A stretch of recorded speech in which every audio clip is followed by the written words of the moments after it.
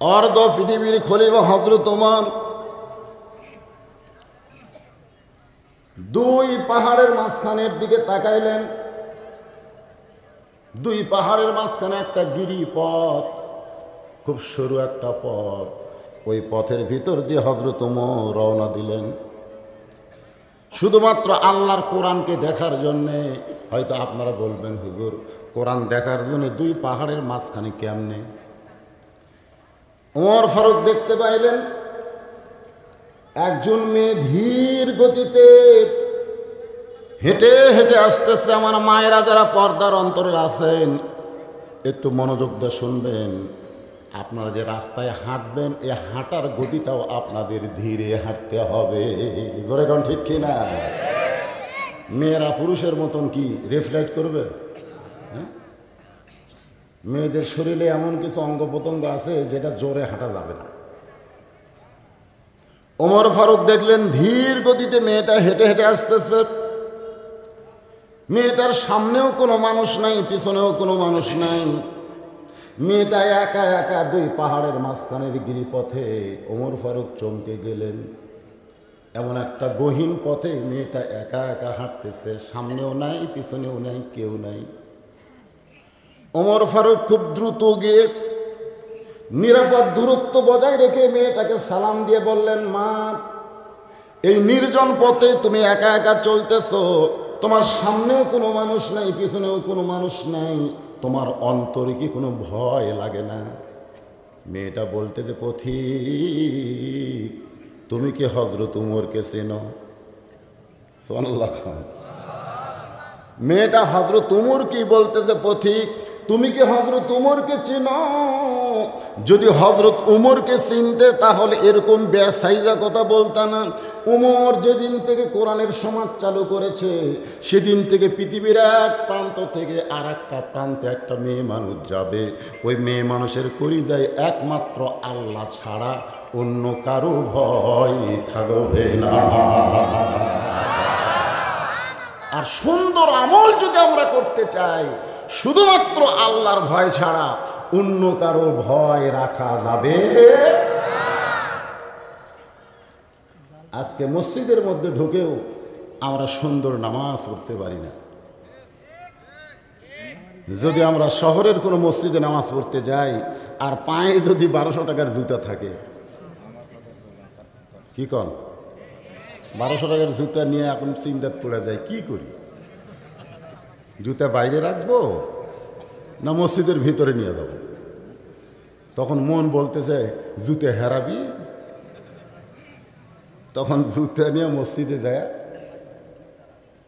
একেবারে সামনে থুয়ে নামাজ পড়তেছে। আমাদের বগুড়ার বড় মসজিদে জোহরের নামাজ হয়ে গেছে, এক মুসল্লি একা একা নামাজ পড়বে। এখন যেখানে নামাজ পড়বে কাঠের বাক্সে জুতা রেখে জোহরের 4 রাকাত সুন্নতের নিয়ত করছে, আল্লাহু আকবার। চোর মনে করতেছে কেউ যখন নাই ওই একলাই, ওর জুতা নেওয়া সহজ। এই মনে করে চোর কেবল জুতায় হাত দিছে, ওই নামাজ বাদ দিয়ে খফ করে চোরের হাত ধরছে। চোর বলতেছে, ভাই আপনি তো নামাজ পড়তেছেন, নামাজি বলতেছে ইলা জিহাতিল কাবা ওয়া জুতা। তার মানে নামাজে দাঁড়িয়েও জুতার চিন্তা, চোরের ভয় মানুষের কলিজার মধ্যে রয়। জোরে বলেন কথা ঠিক কিনা? সুন্দর পরিবেশ, র্যাব দিয়া, পুলিশ দিয়া, ইংরেজদের আইন দিয়ে কোনোদিন হবে না। সুন্দর পরিবেশ তৈরি করতে গেলে আল্লাহর কোরআনের আইন চালু করতে হবে। জোরে বলেন কথা ঠিক কিনা? মেয়েটা বলতেছে, পথিক, যেদিন থেকে কোরআনের সমাজ চলে সেদিন থেকে পৃথিবীর এক প্রান্ত থেকে আর একটা প্রান্তে একটা মেয়ে মানুষ যাবে, তার কলিজায় শুধুমাত্র আল্লাহ ছাড়া অন্য কারো ভয় থাকবে না। সেদিন ষোড়শী নির্জন পথে যাবে, কোনো জন কটু কথা কবে না। পথে আর প্রান্তরে সম্পদের মোহে পড়ে খুনারাহা জানি হবে না। সবাই বলেন যদি মেনে চলি কোরআন, বলেন যদি মেনে চলি কোরআন আর রাসূলের বিধান, সকলেই শান্তিতে থাকবে। বাংলার আকাশে কলেমার পতাকা যেদিন দুলবে।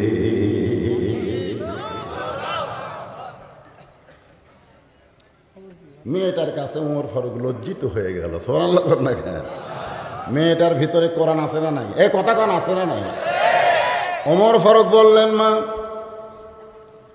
তুমি যে ধীর গতিতে চলতেছ, আমার মনে হয় তোমার ভিতরে কিছু চিন্তা লুকে আছে।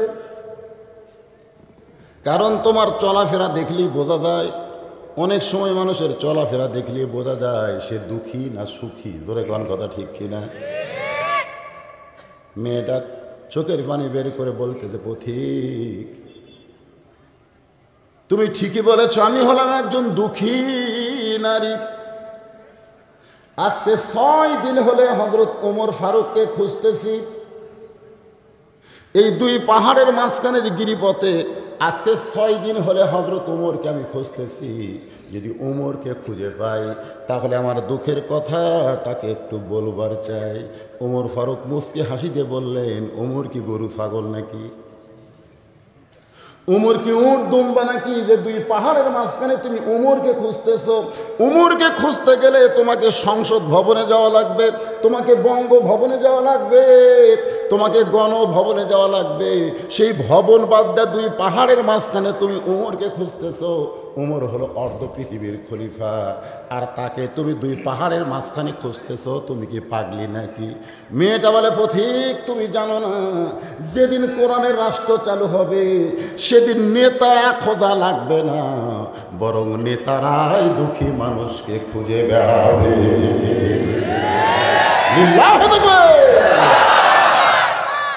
যেদিন কোরআনের রাষ্ট্র চালু হবে সেদিন থেকে নেতা খোঁজা লাগবে না, নেতারাই কাক খুঁজবে। বর্তমান ভোটের সময়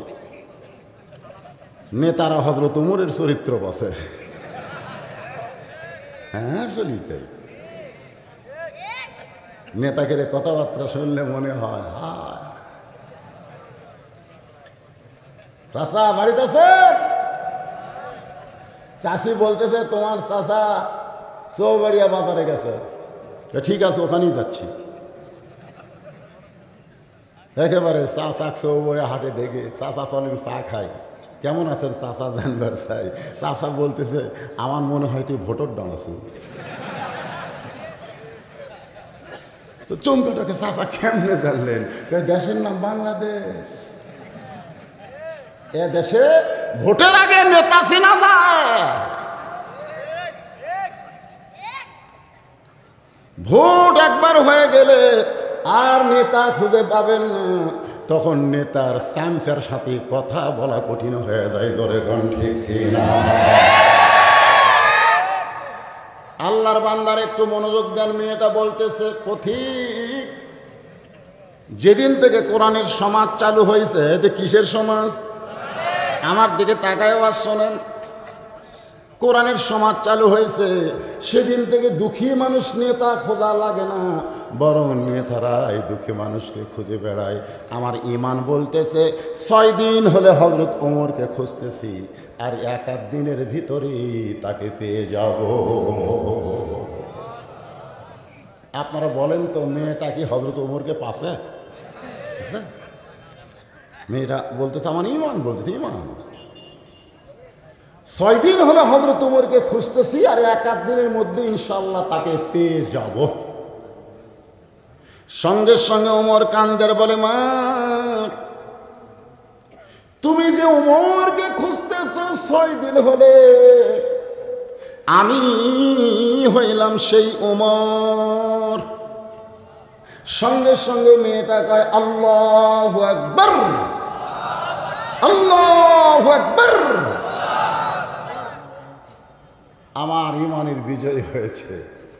কিন্তু আমার কথা হলো, আপনি অর্ধ পৃথিবীর খলিফা হয়ে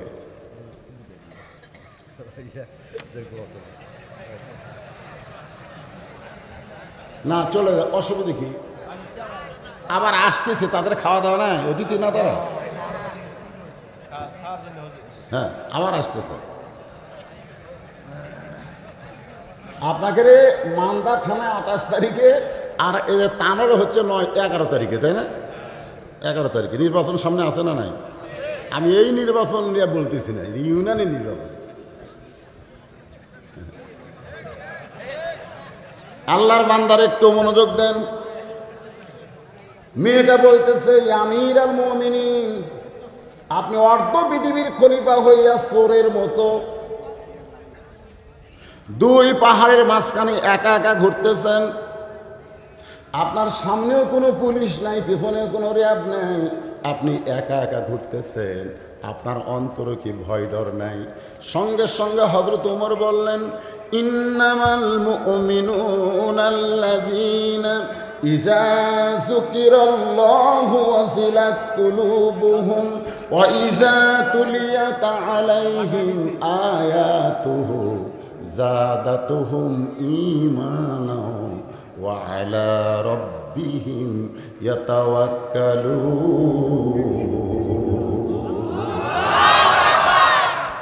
কোরআনের সমাজ যখন চালু হবে তখন কেবলমাত্র মানুষ ভরসা করবে কার উপর? কোন র্যাব পুলিশের ওপর? র্যাব পুলিশ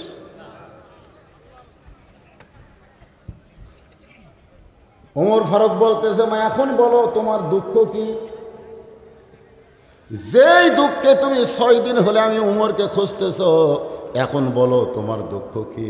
মেয়েটা বলতেছে, আমির আল মুমিনিন, আমার জীবনের সবচাইতে বড় দুঃখ হলো আমি 6 বছর বয়সে ঈমান গ্রহণ করেছি।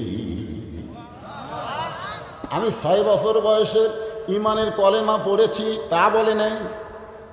খুব খেয়াল করবেন, আমরা কিন্তু এখনো বাংলার মুসলমান ঈমান গ্রহণ করি নাই, তবে ঈমানের কলেমা পড়েছি। কলেমা পড়া আর গ্রহণ করা দুইটা এক না। এখানে আলেম বসে আছে, রাসূল বলেছেন ঈমান গ্রহণ করা হলো ইকরার বিল লিসান, তাসদিক বিল জিনান, আমল বিল আরকান, এরই নাম হলো ঈমান। আরে স্বাধীনতার যুদ্ধের সময় অনেক হিন্দুরা পর্যন্ত কলমা পড়ছিল, জানেন? পাকিস্তানের আর্মিকে দেখলি লা ইলাহা ইল্লাল্লাহ মুহাম্মাদুর লা ইলাহা ইল্লাল্লাহ মুহাম্মাদুর লা ইলাহা ইল্লাল্লাহ। পাকিস্তান আর্মিরা বিলকুল ঠিক হয়, ঠিক হয়। যেই দেশটা স্বাধীন হলো একটা হিন্দু আর কলমার উপরে নাই।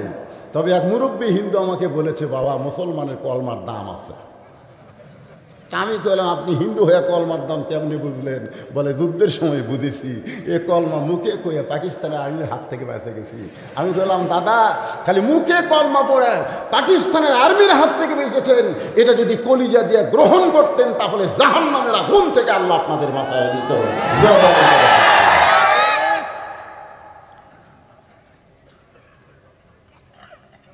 মেয়েটা বলতেছে, আমির আল মুমিনিন, আমার জীবনের সবচাইতে বড় দুঃখ হলো আমি 6 বছর বয়সে ঈমান গ্রহণ করেছি। ঈমান কি করেছি? গ্রহণ করেছি। আর এই গ্রহণ করার অপরাধে আমাকে 12 বছর জেলখানায় বন্দি জীবন কাটাতে হয়েছে। আজকে বাংলাদেশে যারা ঈমান গ্রহণ করবে, মাঝে মধ্যে তাদেরকেও জেলে যাওয়া লাগতে পারে। লাগতে পারে। 12 বছর জেলখানায় বন্দি জীবন কাটাইছি। সকালবেলা 3টা করে চাবুক মারছে, বিকেলবেলা 3টা করে চাবুক মারছে। আমার দেহের এমন কোনো জায়গা নাই যে জায়গায় চাবুকের আঘাত লাগে নাই। 12 বছর পর আপনি যখন রোম পারস্য দখল করলেন, সুবহানাল্লাহ বলেন। মেয়েটা বলতেছে, আমির আল মুমিনিন, 12 বছর পর আপনি যখন রোম পারস্য দখল করলেন, তখন আপনি কোরআন দিয়ে ঘোষণা করলেন মুসলমান যে রাষ্ট্র দখল করবে সে রাষ্ট্র কোরআনের আইনে চলবে। আর কোরআনের আইনে যখন কোনো রাষ্ট্র চলবে, সে রাষ্ট্রে জেলখানার কোনো দরকার নাই। অপরাধ করলে সঙ্গে সঙ্গে তার বিচার হবে। ধরে বলেন ঠিক না? জেলখানা মুরগি চুরি করে গেছে জেলখানা, রাত্রি বিছনা হচ্ছে ডাকাতের সাথে। তো ডাকাত এখন বলতে যে কি অপরাধ করে জেলখানা যাচ্ছিস? তো মুরগি চুরি মারছে লাগতে সব সব কোনো চোরের সাথে আমি থাকবো না। আমাকে চিনিস? আমি দুটা মার্ডার করে জেলে যাচ্ছি রে, চোরের সাথে আমি ঘুমামো? ও তখন জোর হাত করে কয় দাদা মাফ করে দেন, 1-8 বছর জেল হচ্ছে, আমি পাও টিপমো, আপনার পাও টিপমো, কিন্তু জেলখানার থেকে বের হওয়ার পরে কি হয়ে ঢোকা লাগে ওটা আমার জানা কথা।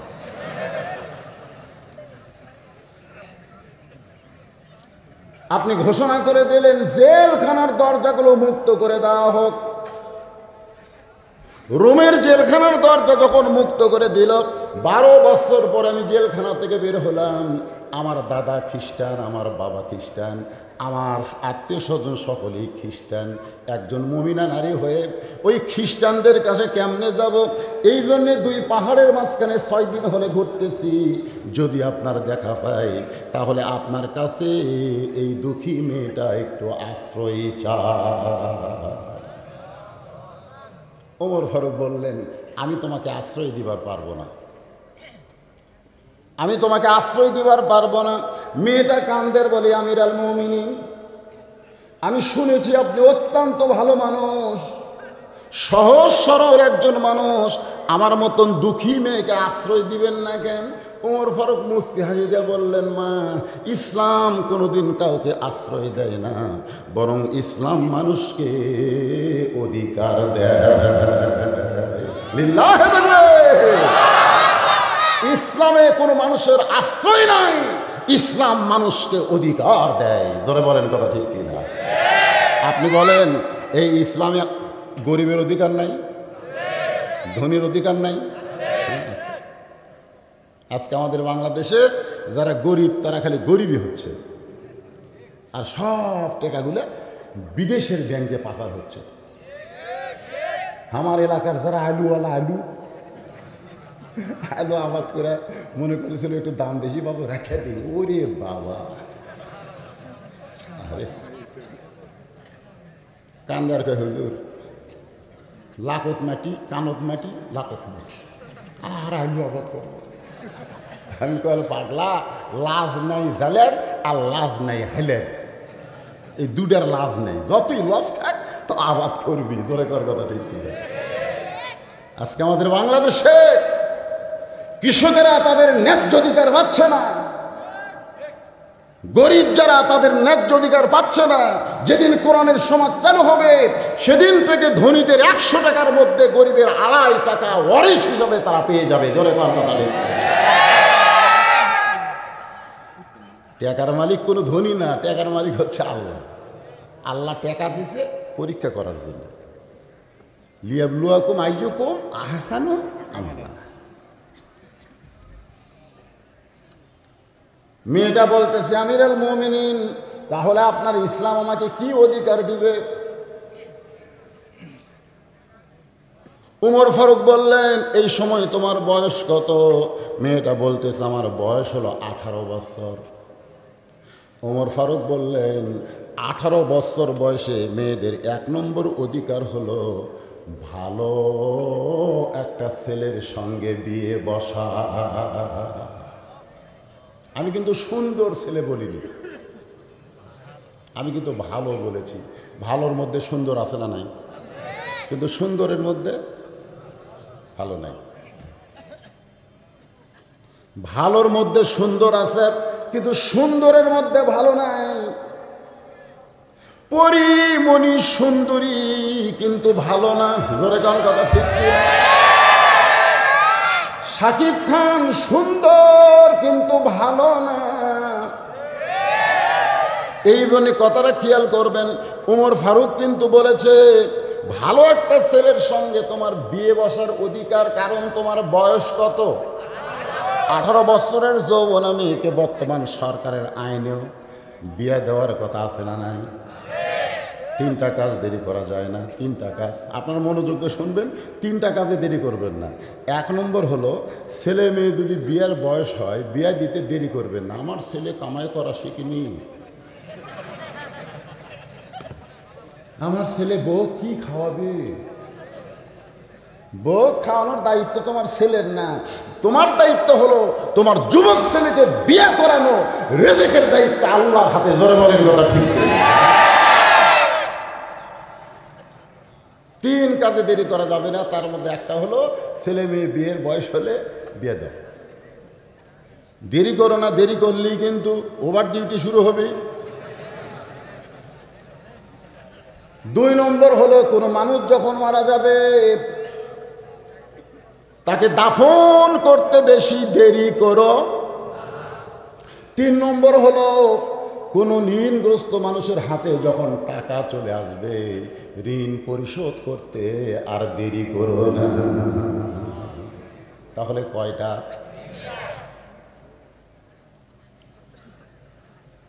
এখন একটা ভালো ছেলের খবর আমার কাছে আছে, কারণ তুমি তো জেলখানায় বন্দি থাকা একজন দুঃখী নারী, তোমার কোনো অভিভাবক নাই। আমি উমর তোমার অভিভাবক হয়ে একটা ভালো ছেলের খবর দিচ্ছি, দেখো তো তোমার পছন্দ হয় কি না। মেয়েটা বলতেছে, আমির আল মুমিনিন, আপনি ভালো ছেলেটার নাম বলেন। বলে ছেলেটার নাম হলো আব্দুল্লাহ, 6 লক্ষ হাদিসের হাফেজ, বাবার নাম হলো উমর। সুবহানাল্লাহ। আমার সন্তান আব্দুল্লাহ হাদিসের হাফেজের সঙ্গে তোমার বিয়া দিব, তুমি আমার বৌমা হইয়া আমার ঘরে তোমার অধিকার হবে। এখন বলেন মেয়েদের অধিকার আছে না নাই? জোরে বলেন আছে না নাই? মেয়েরা যখন বাপের বাড়িতে থাকে তখন বাবা মেয়েকে মা বলে ডাকে। সুবহানাল্লাহ। ওই মেয়েটা যখন শ্বশুর বাড়ি যায় শ্বশুর শাশুড়ি তখন বৌমা বলে ডাকে।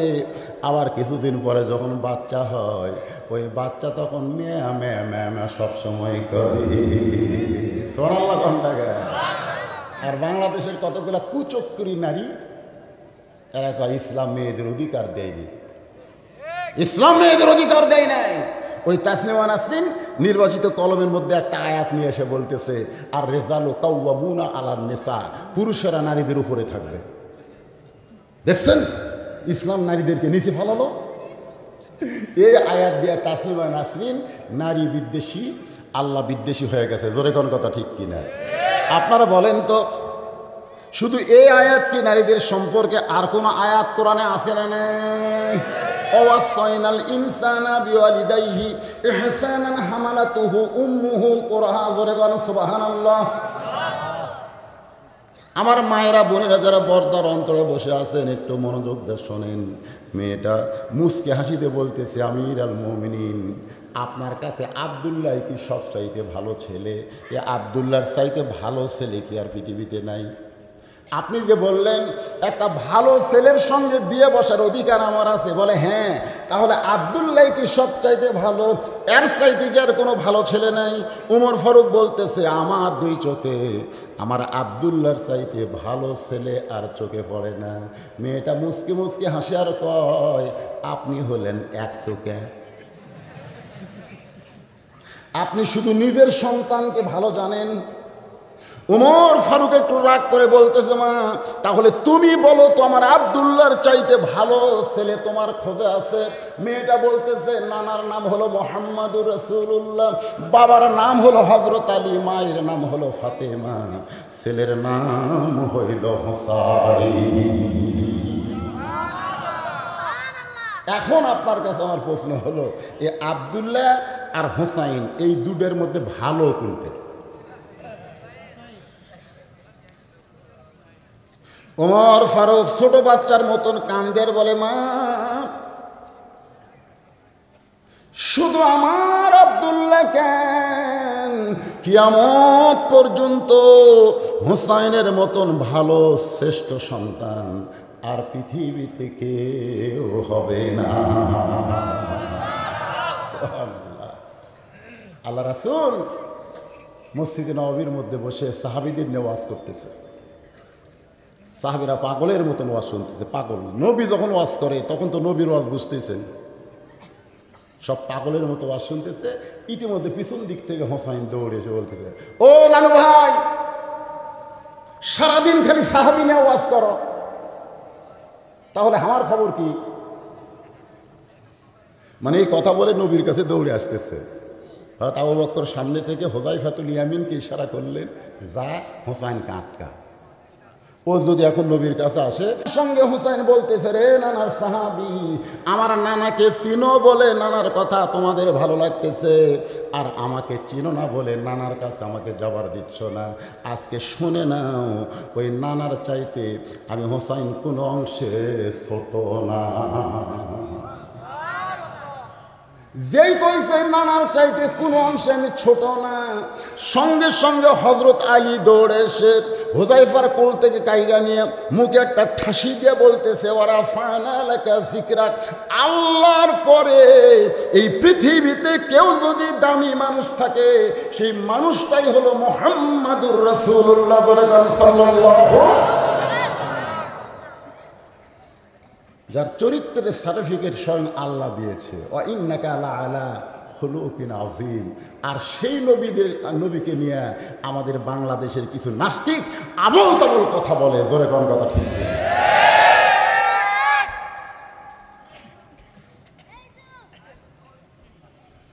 মুখে এত জোরে ঠাসি মারছে, এই ঠাসির চোটে মানে হযরত আলী কি হোসেনকে বেশি ভালোবাসে না নবীকে বাসে? এ কথা কয় না। এই নিচের দাঁত দিয়া উপরে লব কাইটা রক্ত বার হয়ে গেছে। কিছুক্ষণ পরে যখন হাতটা হযরত আলী টান দেয়, সঙ্গে সঙ্গে হোসাইন বলতেছে, ও নানার সাহাবীরা, আগে একজন সাহাবীর কোল থেকে বলেছি ওই নানার চাইতে কোনো অংশে আমি ছোট না, এখন বাবার কোল থেকে বলতেছি ওই নানার চাইতে আমি অনেক বড়। যেই বলছে অনেক বড়, সঙ্গে সঙ্গে ওমর ফারুক দাঁড়িয়ে বলতেছে, আলী তুমি তোমার সন্তানকে সামলাও, আমার কলিজার মধ্যে কিন্তু আগুন ধরেছে। হযরত আলী যখন হোসেনকে নিয়ে যাবার চায়, এমন সময় নবী দুইখানা হাত বাড়ায় বলে, আলী রে, আমার হোসেনকে আমার কাছ থেকে আলাদা করিস না। যেই মাত্র হযরত আলী ছাইড়া দেয়, হোসেন দৌড়ে গিয়ে নবীর বুকে চাপ দেয়, নবীর গালে চুমা খায়, বলে, নানা তুমি কি বোঝো না নানা, আমি তোমাকে ছাড়া বাঁচব না, আমি তোমাকে ছাড়া বাঁচব না। এই জন্যই এমন কথা বলেছি নানা। নবী একটুখানি রাগ করে বলতেছে, তুই কেমনি বললি আমার চাইতে অনেক বড়? হোসাইন বলে, নানা আপনিও মনে হয় মন খারাপ করেছেন, তবে শুনে নেন, আপনার হোসাইন ছোট হতে পারে, তবে হিসাব ছাড়া কথা কোনোদিন বলে না। সঙ্গে সঙ্গে হযরত ওমর বলে, রে হোসাইন কি হিসাব? হোসেন বলে, এক নম্বর হিসাব হলো, ও নানা আপনার সাহাবীদের বলেন তো, আপনার বাবা বড় না আমার বাবা বড়? একটু হিসাব করে বলেন। নবী চোখ বন্ধ করে চিন্তা করে, আমার বাবা আব্দুল্লাহ জান্নাত পাবে কি পাবে না সেই গ্যারান্টি আমি নবী দিবার পারবো না, কিন্তু হোসেনের বাবা আলী শুধু জান্নাত পাবে না, 10 জন জান্নাতের সার্টিফিকেট, তার মধ্যে 4 নম্বর হলো হযরত আলী। নবী বলে, সাহাবীরা রে, আমার বাবা আব্দুল্লাহর চাইতে হোসেনের বাবা আলী আল্লাহর কাছে অনেক বড়। হোসেন বলে, নানা আমার 2 নম্বর হিসাব হলো, তোমার মা আর আমার মা, বলো তো নানা বলো, এই 2 জনের মধ্যে কার মা বড়? নবী কান্দের বলে, আমার মা আমিনা জান্নাত পাবে কি পাবে না সেই গ্যারান্টি আমি রাসূল কোনোদিন দিবার পারবো না, কিন্তু হোসেনের মা ফাতেমা শুধু জান্নাত পাবে না, জান্নাতি নারীদের নেত্রী হবে। আমার মা আমিনার চাইতে হোসেনের মা ফাতেমা আল্লাহর কাছে কোটি কোটি গুণ বড়। এবার হোসেন কান্দের বলে, নানা আমার 3 নম্বর হিসাব হলো, তোমার নানা আর আমার নানা, বলো তো নানা বলো, এই 2 জনের মধ্যে কার নানা বড়? সঙ্গে সঙ্গে ওমর ফারুক চিল্লায় বলতেছে,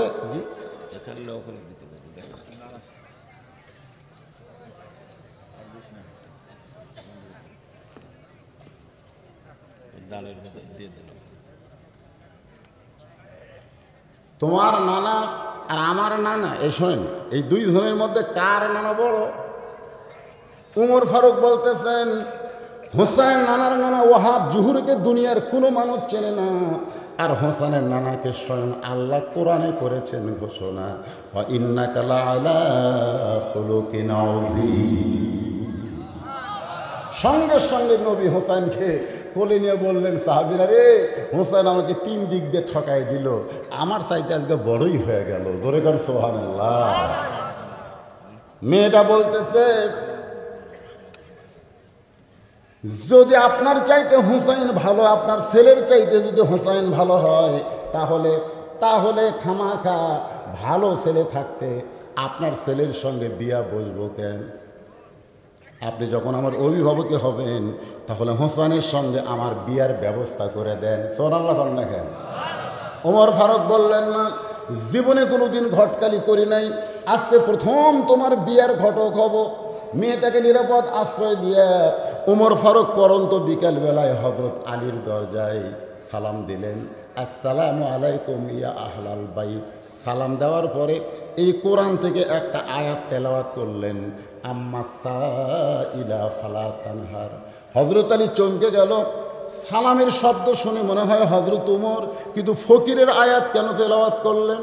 দরজা খুলে বলে, আমির আল মুমিনিন, আপনি ফকিরের আয়াত পড়ে সালাম কেন দিলেন? বলে, আলী রে, জীবনে কোনোদিন ঘটকালি করি নাই, আজকে প্রথম ঘটক হয়ে তোমার দরজায়, তোমার হোসেনের সঙ্গে একটু ঘটকালি করবার চাই। সঙ্গে সঙ্গে হযরত আলী বলে, আল্লাহ, উমর ফারুকের মতন মহান ব্যক্তি যদি আমার হোসেনের ঘটক হয়, যদি মহান ব্যক্তি আমার হোসেনের ঘটক হয়, তাহলে পাত্রী অবশ্যই ভালো হবে। ওমর ফারুক বললেন যে, আমার আব্দুল্লাহর সঙ্গে বিয়ে দিবার চাইলাম, মেয়েটা রাজি না। মেয়েটা তোমার হোসেনকে স্বামী হিসাবে গ্রহণ করতে চায়।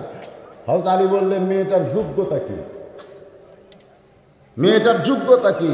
উমর ফারুক বললেন, 6 বছর বয়সে ঈমান গ্রহণ করেছে, 12 বছর ঈমানের পরীক্ষা দিয়েছে, পরীক্ষায় সে লিয়াবলুয়াকুম আইয়ুকুম আহসানু আমালা। জোরে কোন সুবহানাল্লাহ। হযরত আলী বলতেছে, এমন একটা মেয়ে আমি হোসেনের জন্য খুঁজতেছিলাম। উমর ফারুক বলে, আলী ভাই, তাহলে আমার ঘটকার আল্লাহ কবুল করেছে, আসো দুইজন কোলাকুলি করি। বুকের সঙ্গে যখন বুক লাগায়, এমন সময় হোসেন ঘর থেকে বাইর হয়ে বলতেছে, মনে হয় আপনারাই বিয়ে করবেন। যেভাবে বুকের সঙ্গে বুক লাগাইছেন, মনে হয় আপনারাই বিয়ে করবেন। ওমর ফারুক রাগ করে বলে, হোসাইন, আমরা দুইজন তোমার মুরব্বী, তুমি কি মুরব্বী মানো না? হোসাইন চোখের পানি নিয়ে বলতেছে, আপনারা দুইজন আমার মুরব্বী আমি জানি, কিন্তু আসল মুরব্বী হিসাবে কেবলমাত্র আমার নানাকেই আমি মানি। সুবহানাল্লাহ না কেন? যাকে তাকে মুরব্বী মানা যাবে? আজকে বাংলাদেশে মুরব্বী আছে না নাই? এই মুরব্বীর ফার্সি হলো পীর। জোরে কোন, মুরব্বীর ফার্সি কি? পীর। জোরে কোন, মুরব্বীর ফার্সি কি? বাংলাদেশে বহু ধরনের মুরব্বী আছে না নাই? এক এক ধরনের মুরব্বী মুসলমানকে এক এক দলের মধ্যে নিয়ে যায়। এই জন্য হোসেন বলতেছে, ও মুরব্বীরা, আপনার দুইজন আমার মুরব্বী আমি জানি, কিন্তু আসল মুরব্বী হিসাবে আমার নানাকেই কেবলমাত্র আমি মানি। ওমর ফারুক বলে, হোসাইন, তুমি কি বুঝাবার চাও? হোসেন বলতেছে, কয়েকদিন আগে আমি স্বপ্নে দেখলাম আমার নানা ঘরের মধ্যে আরাম করতেছে। আমি দরজায় গিয়ে ঠোকা দিয়ে বললাম, নানু ভাই, আমি হোসাইন একটু আপনার কাছে যাবার চাই। আমার নানা বলতেছে, এখন ডিস্টার্ব করিস না, এখন আমি জান্নাতের মধ্যে আরাম করতেছি। আমি হোসাইন চমকে গেলাম। আমার নানা একটা ভাঙ্গা ঘরের মধ্যে শুয়ে আছে আর বলে, জান্নাতে আরাম করতেছি। এই ভাঙ্গা ঘর জান্নাত কেমনে হলো? দরজা না খুললে কি হবে? জানলার ফাঁক দেয়। হোসাইন বলে, আমি তাকায় দেখি আমার নানি উরাতকে বালিশ বানায় দিছে, আর সেই উরাতে নানা মাথা দিয়ে শুয়ে আছে। নানির চুলের মধ্যে হাত দা বিলকি কাটতেছে। আমি রাগ করে বললাম, নানা ভাই, আমার নানির উরাতে শুয়ে থাকলেই কি জান্নাত হয়? আল্লাহ নবী বললেন, হোসাইন, তুই ছোট্ট মানুষ, বুঝবি না। তোর নানির মতন বউ যদি কেউ ঘরে পায়, ওই ঘরটা যেন আল্লাহর জান্নাত হয়ে যায়।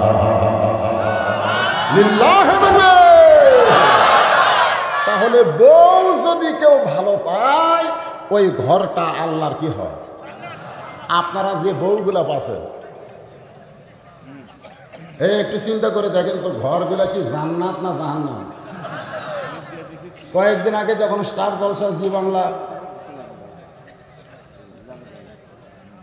কয়েকদিন আগে যখন জি বাংলা বন্ধ হলো, আমি এক মাহফিলে বললাম, আলহামদুলিল্লাহ, আমাদের ঘরগুলো এখন ভালো থাকবে, ঠিক না? কিন্তু কিছুদিন পর দিকে আবার চালু হচ্ছে। এ মায়েরা বোনেরা, যারা পর্দার অন্তর আছেন, আল্লাহর নবী বলতেছে, হুসাইন তোমার নানির মতন বউ যদি কেউ ঘরে পায়, সেই ঘরটা আল্লাহর জান্নাত হয়ে যায়।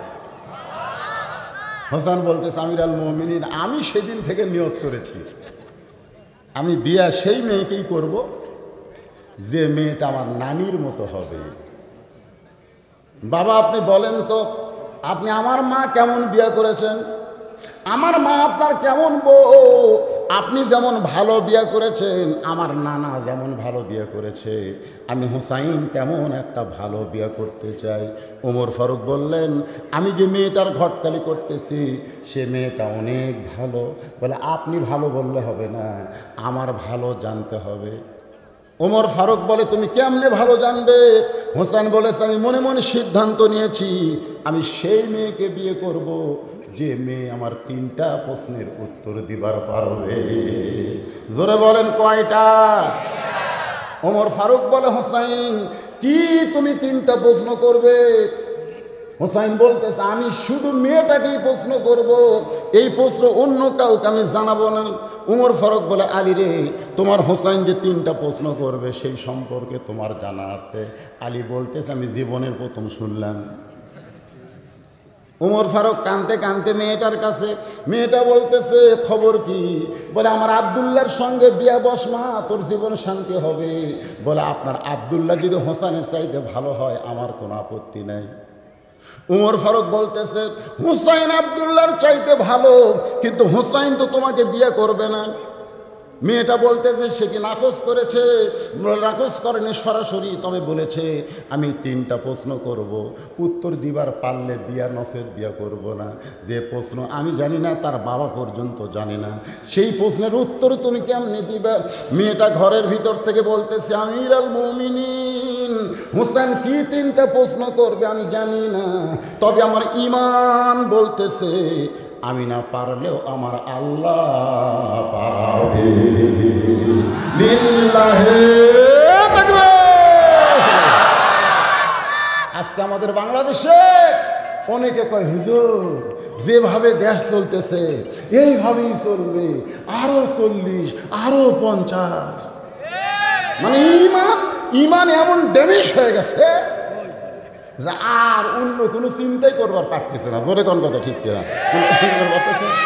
শোনেন, যে কোনো সময় আল্লাহ পরিবেশ পরিবর্তন করতে পারে। পারে কি পারে না? পারে না? হয়তো মনে করতেছে কিভাবে, যে আমেরিকা আজ থেকে 3 বছর আগে গোটা পৃথিবী দখল করার চিন্তা করেছিল, আল্লাহ এমন একটা করোনা দিল, করোনা দিয়ে আমেরিকা পারমাণবিক বোমার দিকে খেয়াল নেয়, ওরা নিজেরা বাঁচতে কেমনে এই খেয়াল। জোরে কোন কথা, ঠিক কি? আল্লাহর মার দুনিয়ার ব্যার। আচ্ছা, আপনারা এইরকম যদি করেন কি কি কম ওয়াজ কি বন্ধ করে দেবো? কি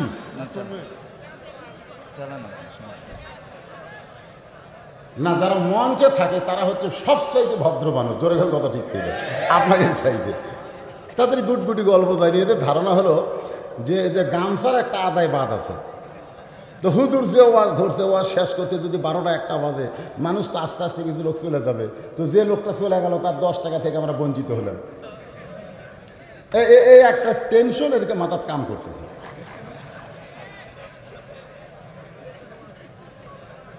আমি গত বছর উঠছিলাম মাগরিবের পরে, এবার আমি চিন্তা করলাম আমি যাই মাগরিবের কিন্তু পরে, এশার কমপক্ষে 1 ঘন্টা আগে আমি আইছি। আমি নিয়ত করছিলাম 9টার সময় তুলে দিবে, কিন্তু আমার তুলে দিতে দিতে 10টার পর।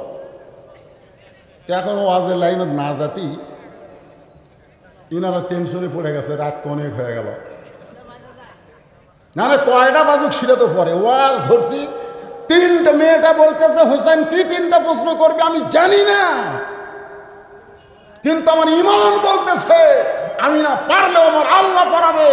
বাংলাদেশে কি হবে আমরা জানি না, তবে আমার ঈমান বলতেছে যে হারে মানুষ কোরআনের মাহফিলে আসতেছে, এই কোরআন দিয়ে বাংলাদেশ পরিবর্তন হবে। করে বলেন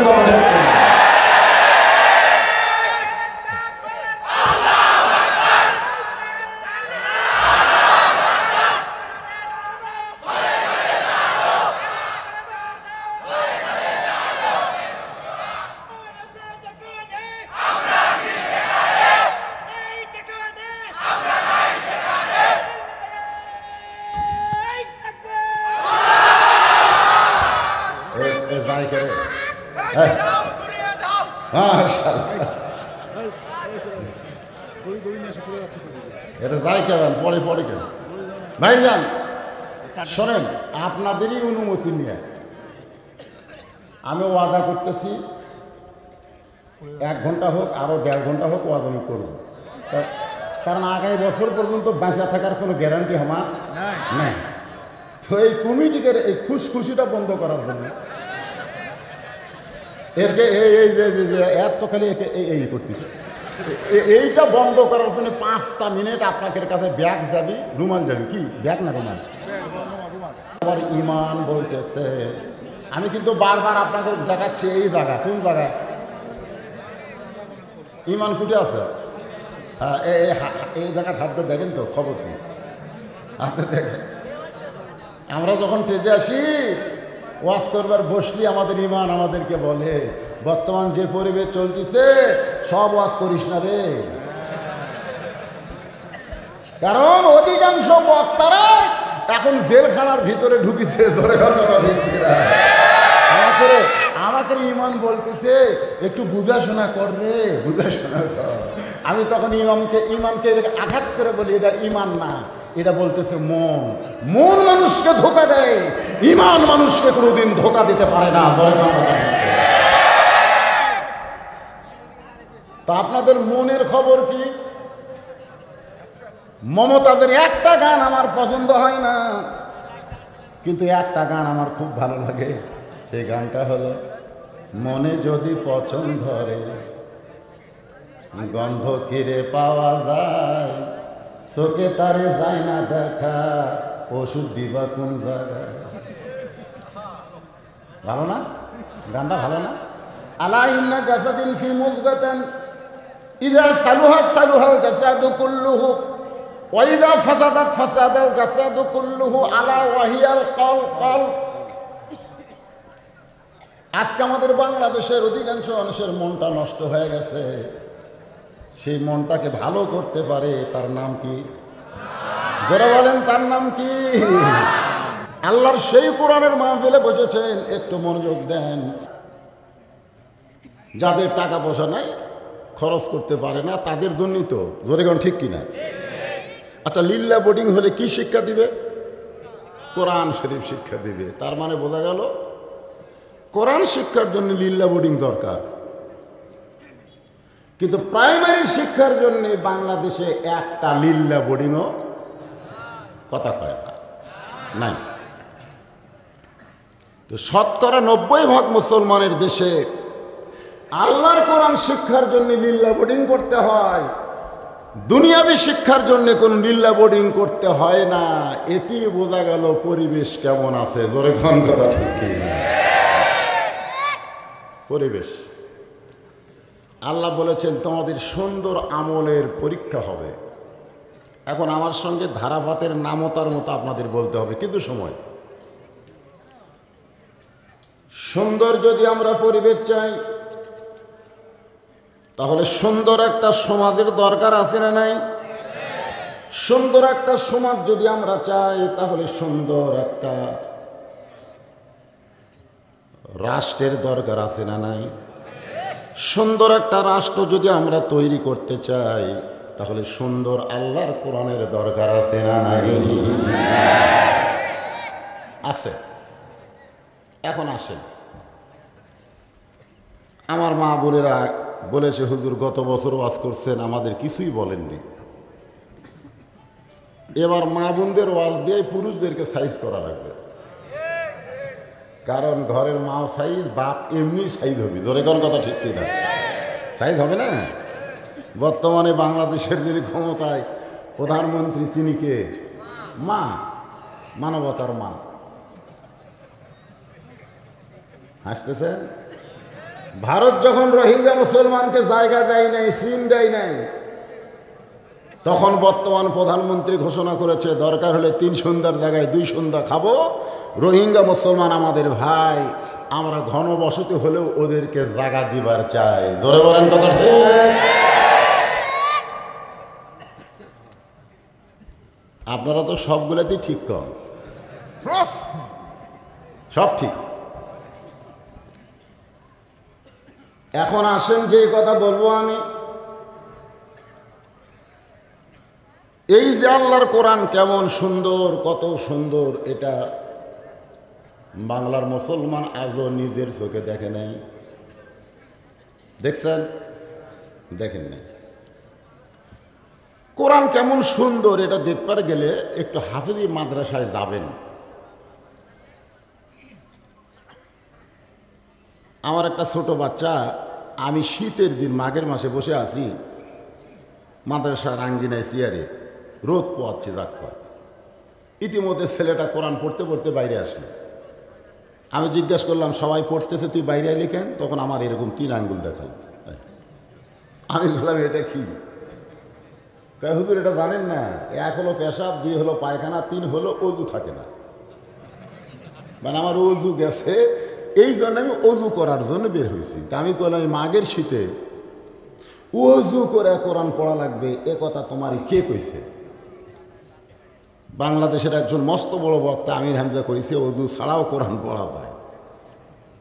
যা, অজু লাগবে না।